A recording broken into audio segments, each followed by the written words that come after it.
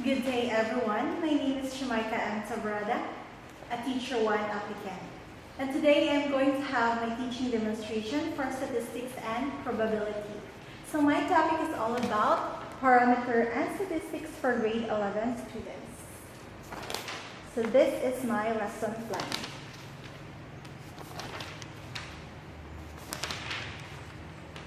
And now I'm going to proceed with my presentation. Everybody stand up for our prayer. Prayer leader, please lead a prayer. In the name of the Father, and the Son, and the Holy Spirit. Amen. Good morning, grade 11 students. Alright, so before you will take your seats, please arrange your chairs and pick up the pieces of papers. Alright, class monitor, is there any absent for today? Very good, so there is no absent for today. So last meeting class, we talked about random sampling. So, who among you here can give the 4 types of random sampling? Yes, Ms. Suarez.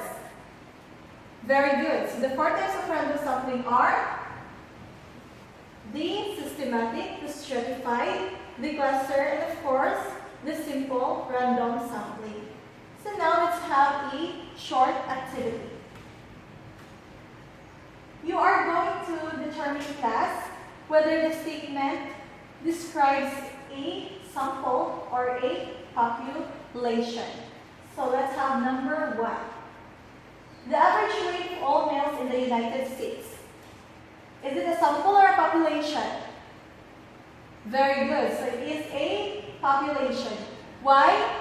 Because we are talking about the average rate of all males in the United States. Wow, very good. Next.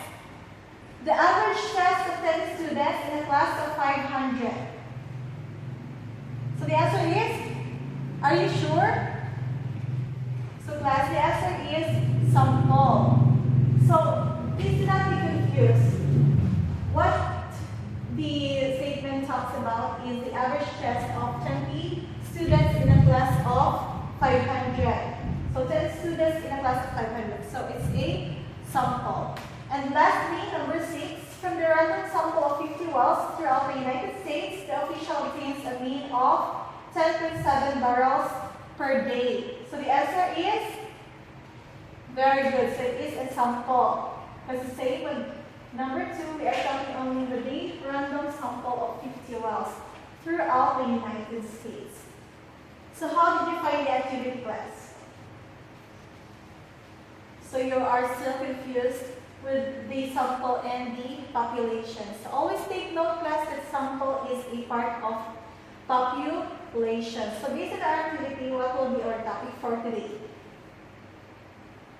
Yes, it is related to sample and population. So today, class, we will be talking about parameter and statistics. So at the end of this lesson, we are expected to distinguish between parameter and statistics, solve problems related to parameter and statistics, and explain the significance of this lesson in our everyday life. So can we make it happen, class? Wow, I love the spirit. Of course, we are going to learn those and we're going to achieve those objectives. So now let us distinguish between parameter and statistics. When you talk about parameter, class, it means population. So in mathematical term, we use parameter to describe population. And for statistics, it describes a sample. Next, symbols for parameter, class, are denoted by Greek letters, while for statistics, they are denoted by Roman letters.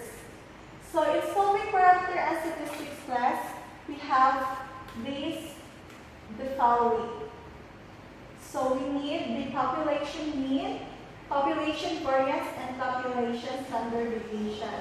So take note, class, that please familiarize with their symbols and try to distinguish between these 2 terms and together with their symbols.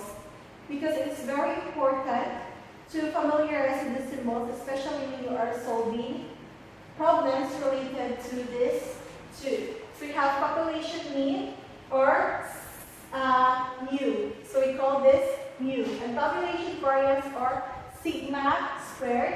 Population standard deviation or sigma. And the same with the other one, sample mean or which symbolizes x bar. And sample variance S squared and sample standard deviation S. So in order for us to solve problems related to parameter and statistic class, it's very important to learn their formulas. So today you are going to learn another formulas class. Wow! So we have here the formulas for parameter and the formulas for statistics. So let us try to answer an example, a problem. So everyone, please read. Alright, so we have 10 math teachers with their corresponding ages. So with this example class, what is our population size or our N? Very good. So our N is 10 since we have 10 math teachers. So what will be our betas or our X? Very good. So our X is the ages of the 10 teachers. So let's have step number 1.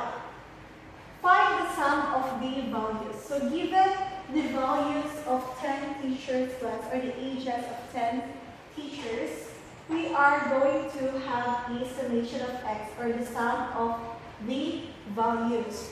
So I believe that you already have with you your calculators since I already asked you earlier to distribute the calculators. Alright.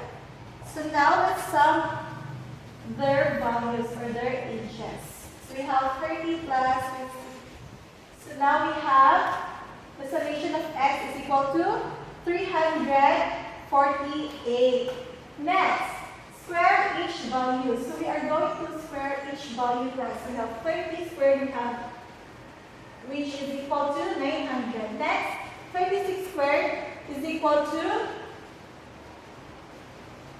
1296. And so on. Okay, try to solve it.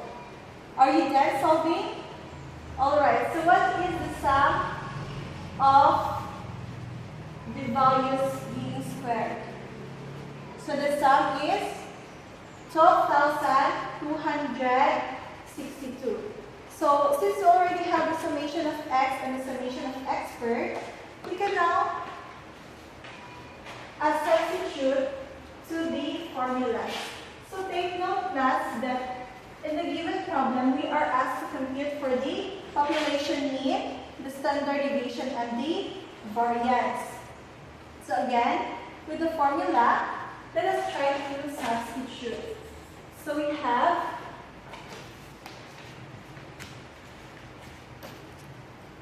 alright. So we have here summation of x over n for our population mean. So we have summation of x, which is 348, and our n, which is very good, so 10. So our population mean is very good. So we have 34.8. Question. So now let's have our assessment.